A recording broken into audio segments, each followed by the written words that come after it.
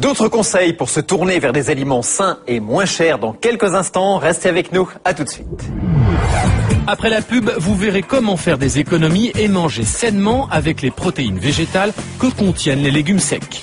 C'est excellent pour la santé et en plus, ça ne coûte pas cher.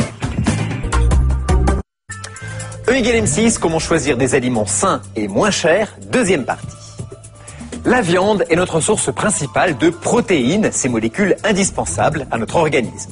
Mais ce n'est pas la seule et vous allez voir qu'il existe des moyens beaucoup plus économiques que la viande pour se procurer ces protéines. D'autant que les protéines animales à forte dose sont mauvaises pour notre santé. Reportage d'Emma Rota. Constructeurs et réparateurs de notre corps, les protéines sont un des piliers de notre alimentation. On les trouve essentiellement dans la viande et les œufs. Pourtant, à côté de ces produits d'origine animale, il existe une autre grande source de protéines, injustement méconnue, les végétaux. D'autant que les spécialistes s'accordent à dire que les protéines végétales sont excellentes pour notre santé. Alors, où peut-on les trouver ? Pour le savoir, nous allons suivre Anne-Claire. Il y a quelques années, cette ancienne amatrice de viande a découvert qu'elle pouvait manger des protéines végétales, tout en gardant le plaisir. Par exemple, en consommant de la charcuterie, mais de la charcuterie végétarienne. Vous avez des petites rondelles, un petit peu comme du salami. Quelle que soit la recette que vous avez habituellement qui utilise des saucisses, vous pouvez mettre ça dedans. Ici, vous avez aussi à base de tofu du pâté. Donc ça imite carrément tout ce qui est terrine, hein. Si on veut par exemple remplacer le goût fumé des lardons, vous pouvez prendre tout ce qui est tofu fumé.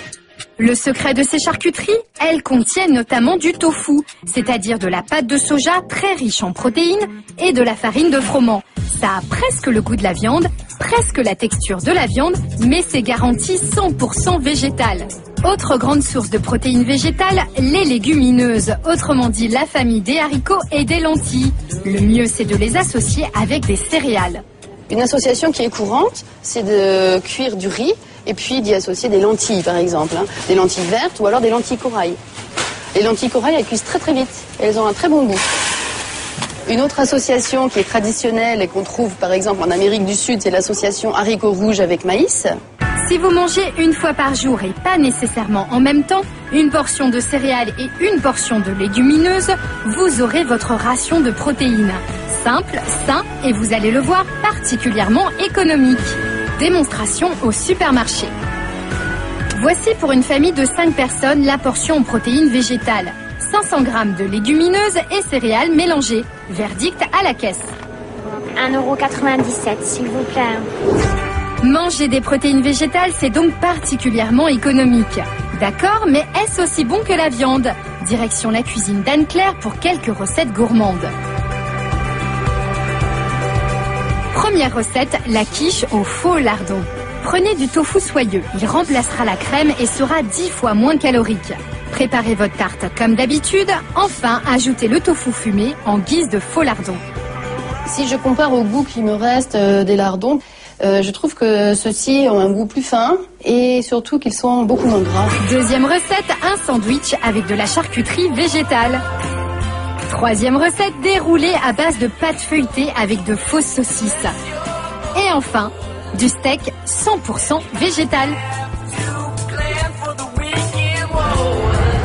Ce steak à base de tofu, donc de soja, on peut même le trouver dans des restaurants où on le sert sous forme de hamburger. Mais quel goût ont-ils ?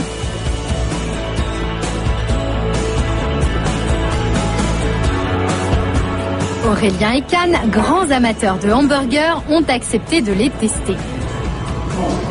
Je trouve que ça fonctionne bien, ça fait vraiment un bon substitut en fait, à la viande. Ça fonctionne très bien et c'est délicieux. Il serait donc possible de consommer plus de protéines végétales sans renoncer à se faire plaisir. Avec ces substituts végétaux, vous ferez du bien à votre santé sans vous ruiner. À dimanche prochain. Au revoir.